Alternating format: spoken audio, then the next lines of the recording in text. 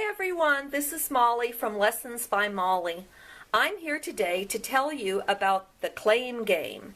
This game is a sight words game that targets the first 25 sight words that students need to learn. It also helps them to spell the words. There are some materials that you'll need to play the game.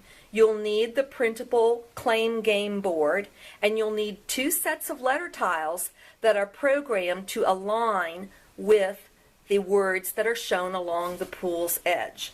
There is a programming sheet, and if you don't have letter tiles, you can print the programming sheet in 2 different colors of cardstock paper, cut them out on the solid lines, and use those as your letter tiles.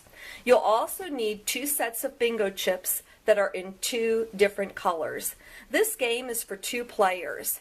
There is no turn taking or back and forth. As soon as the game begins, the students build words that are shown along the pool's edge. Once a student has built a word, he claims that spot along the pool's edge and continues building more words. As he does this, his opponent is also building words and claiming spots along the pool's edge. The winner is the person that claimed the most spots along the pool's edge. I'm going to demonstrate with the yellow letter tiles, and I should mention that you will need to have a workspace for each student. That can be just a plain sheet of white paper. So I'm going to try to spell the word have.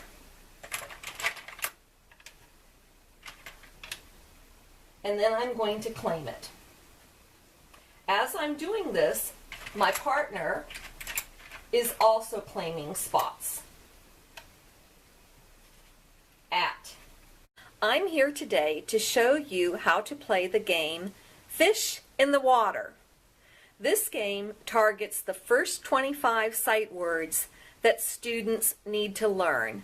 Plus, it gives them practice reading the words in the context of a sentence. The only materials you'll need for this game are bingo chips, and you'll need 2 different colors for that. This game is intended for 2 players. The object of the game is to get as many fish in the water as you can. Players take turns withdrawing cards. As they withdraw a card, they read the sentence and cover the underlined word on the pool's edge.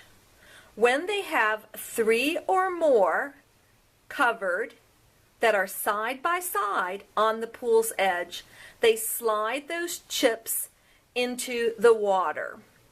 The game is over with when all the cards are used, and the winner is the one who has the most chips or fish in the water. I'm going to demonstrate by being the player with the green chips and then the player with the yellow chips. I'm withdrawing a card, and the card says, "Are you hungry?" So I'm going to cover the word you. And now I have more than 3 side by side. So, fish in the water. Now it's the yellow chip player's turn. I'm going to withdraw a card. It says the sunscreen is for our skin. I'm going to cover the word for, and there's 3 side by side, so fish in the water. I'm here today to show you how to play the Mystery of the Floating Flip-Flop. This game targets the first 25 sight words that students need to learn. And it also requires students to have deductive reasoning ability, as well as to know what a vowel is, and have some rhyming ability. Everything that you need for this game is included in the file, but you will need some cardstock paper to print the game board and the game cards. This game is for 3 players. 1 player is the witness, and the other 2 players are the detectives. The witness has just 1 job, and that's to answer the questions that the detectives pose. But before the witness does that, he withdraws one of the flip-flop cards, and he views it but doesn't let anyone else see the card. He keeps that card in his possession for the duration of the game.